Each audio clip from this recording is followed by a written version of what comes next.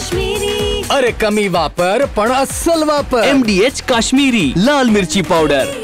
MDH। मला वाटतं की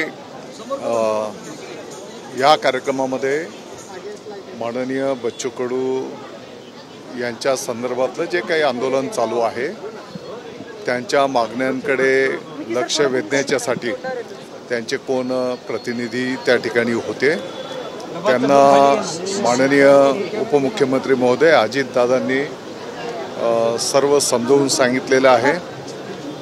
काल महाराष्ट्राच्या मुख्यमंत्री महोदयांनी शासनाचे प्रतिनिधी म्हणून माननीय बावनकुळे साहेबांना त्या ठिकाणी चर्चेसाठी पाठवलेलं होतं। बावनकुळे साहेब आणि माननीय बच्चू कडू यांच्यामध्ये चर्चा संपन्न झालेली आहे आणि बच्चू कडू साहेबांनी मी विचार करतो आणि मग शासनाला कळवतो। माननीय मुख्यमंत्री महोदयांनी या संदर्भामध्ये समिती गठीत करण्याचं पण आश्वासन त्या ठिकाणी दिलेलं आहे। बच्चू कडू साहेबांच्या एकंदरीत 15च्या आसपास काही मागण्या आहेत आणि मग त्या प्रत्येक मागणीवर शासनाच्या वतीने जी काही समिती गठीत होईल त्याच्यामध्ये बच्चू कडू साहेब पण त्या ठिकाणी असणार आहेत आणि एकंदरीत सर्व अभ्यास करून त्यांनी स्पष्टपणे सांगितलेलं आहे की बाबा कोणत्या विषयाला शेवटी त्याचं काय आउटकम असणार आहे त्याप्रमाणे येणाऱ्या काळामध्ये शासन निर्णय करेल। कर्जमाफीचं आपल्या सरकारनं सांगितलं होतं, महायुतीने सांगितलं नाही, निश्चितपणे कर्जमाफीच्या संदर्भामध्ये शासन पातळीवरनं पण सकारात्मकता आहे। मला वाटतं की येणाऱ्या काळामध्ये या संदर्भातलं मार्गक्रमण शेवटी बघा प्रत्येक गोष्टी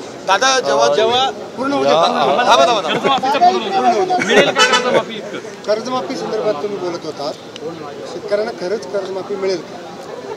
कर्जमाफीच्या संदर्भामध्ये सरकारची भूमिका आहे आणि येणाऱ्या काळामध्ये त्या संदर्भातलं मार्गक्रमण होईल।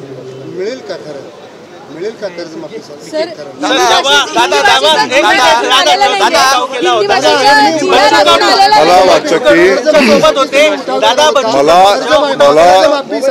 मला वाटतं की आपण जर बघितलं असेल तर अनेक चांगल्या योजना आपल्या सरकारने त्या ठिकाणी आणलेल्या आहेत। शेतकरी बांधवांना विजेच्या संदर्भातला एक रिलीफ देण्यात आलेला आहे। PM किसानच्या धर्तीवर राज्य सरकारने पण तेवढंच अनुदान त्या ठिकाणी शेतकऱ्यांच्या खात्यावर थेट वर्ग केलं जात आहे। अनेक योजना केलेल्या आहेत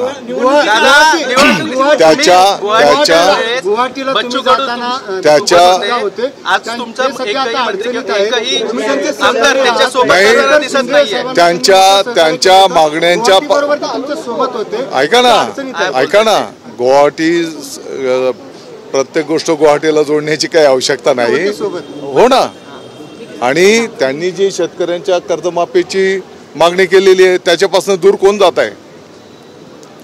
आमचं पण त्याला मान्यता समर्थन आहेच ना, समर्थन मान्यता आहे ना। उपमुख्यमंत्री महोदयांनी पण तेच सांगितलं, त्यांनी सांगितलं की त्यांच्या एकूण 15 मागण्या आहेत, काही दिव्यांग बांधवांशी संबंधित मागण्या आहेत, त्याला नाही कोण बोलत आहे। परंतु शेवटी कोणत्या पण गोष्टीचा निर्णय करत असताना त्याच्यामध्ये कशा पद्धतीने मार्गक्रमण करावं लागेल, त्याचं आर्थिक भार किती येणार आहे याचं सर्व अभ्यास करूनच पुढे मार्गक्रमण करावं लागेल ना। तुम्ही म्हणलेलं आहे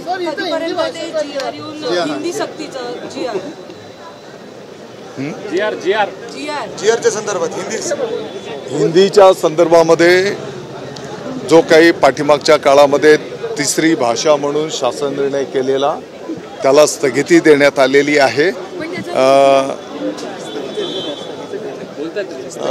स्थगिती जेव्हा मी एक जबाबदार कार्यकर्ता म्हणून बोलतो आहे तर अनेक मंत्र्यांना निधी मिळत नाहीये,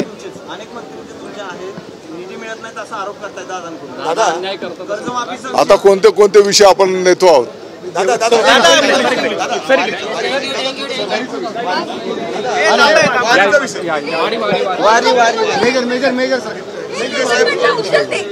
शिंदे साहेब अरे त्या दिदीला शिंदे साहेब मुख्यमंत्री असताना गेल्या वर्षी दादा वारकऱ्यांना जे दिंड्या आहेत, शिंदे साहेब मुख्यमंत्री असताना त्यांनी प्रत्येकी दिंडीला 20,000 रुपये असा निधी दिलेला होता. आता पुन्हा एकदा वारी सुरू होतीये 2 दिवसावर, मात्र कुठलाही निधी या दिंड्यांना बघितला असेल. आता लाडक्या बहिणीकडे लक्ष, लाडक्या वारकरीकडे लक्ष नाही का? महोदय अजितदादांनी या संदर्भातला सविस्तर खुलासा आपल्या भाषणात त्या ठिकाणी केलेला आहे. पाठीमागच्या काळात पण अनुदान देण्यात आलेलं आहे. आताच्याही घडीला 75% अनुदान देण्यात आलेलं आहे असं माननीय उपमुख्यमंत्री महोदयांनी आता घोषित केलेलं आहे. दिंड्यांना जे 20,000 संदर्भात बोलले ते वारकऱ्यांना जे दिंडे येतात नाही, मला वाटतं की त्या संदर्भामध्ये माहिती घेऊन मी बोललं पाहिजे. MDHचा किचन किंग मसाला किचन मध्ये असला तर आपण काहीही बनवू शकतो. वांग्याचं भरीत, आलू गोबी, भेंडी मसाला आणि भरपूर काही.